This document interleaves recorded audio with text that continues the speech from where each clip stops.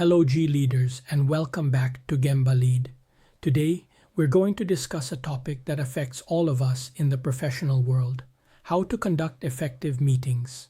We'll be incorporating best practices from a training session I conducted, with excerpts from a highly effective meeting training and other online resources. Let us start.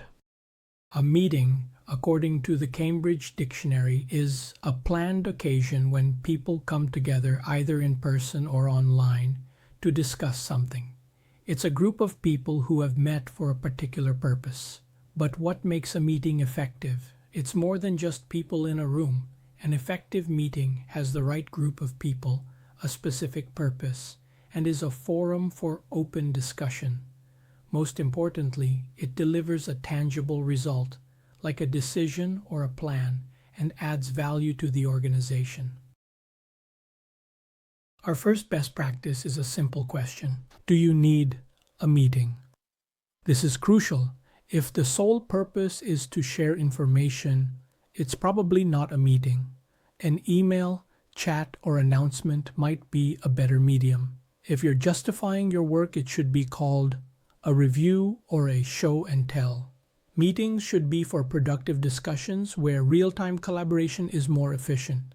A more disciplined company often holds fewer meetings, so let's ensure every meeting counts. Best practice number 2. Have the right group of people. It's not about the more, the merrier. You want people who add value.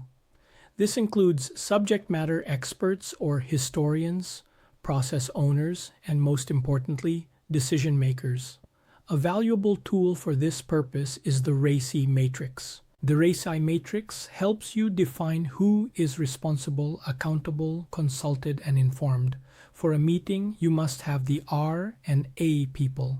You might need the C people, but you should avoid inviting the I people, as their presence is not typically required for the discussion itself. Third best practice: meet with a purpose.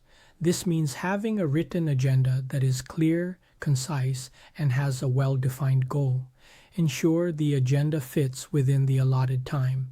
If not, reduce the agenda accordingly. For longer meetings, remember to include time for breaks. Always include the agenda and any necessary documents in the meeting invitation so attendees can prepare accordingly. Best practice number 4 is to create a forum for open discussion. As a leader, arrive early to set things up and always start on time. Begin by stating the meeting's purpose and agenda. Additionally, it's a great idea to set expectations for attendees, like mute all devices, use precision questions and answers, etc. A powerful technique to ensure a productive discussion is to check in on everyone's mood. The mood elevator, developed by Larry Sen, is an effective tool for this purpose. The mood elevator helps individuals self-evaluate their emotions, which in turn directly impacts their words and behavior.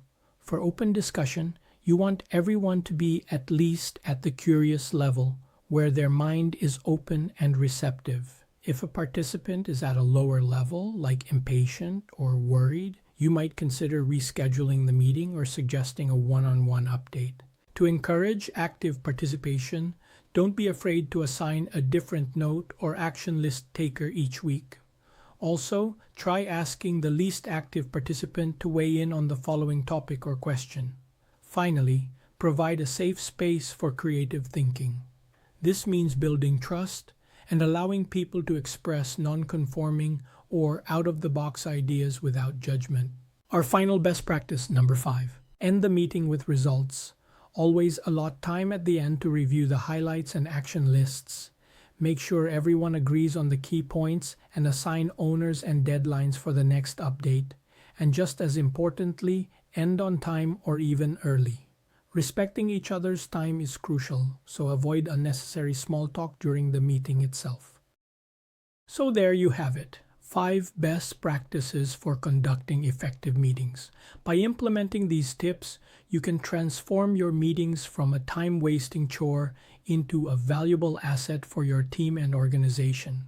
Thanks for watching. As always, let's go to the Gemba and drive real improvement where the work happens.